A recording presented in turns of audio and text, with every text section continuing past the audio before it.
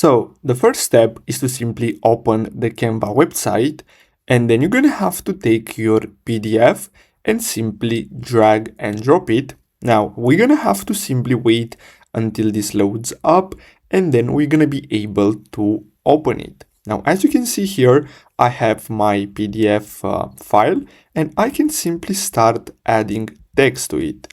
Now, if you want, you can also add different elements.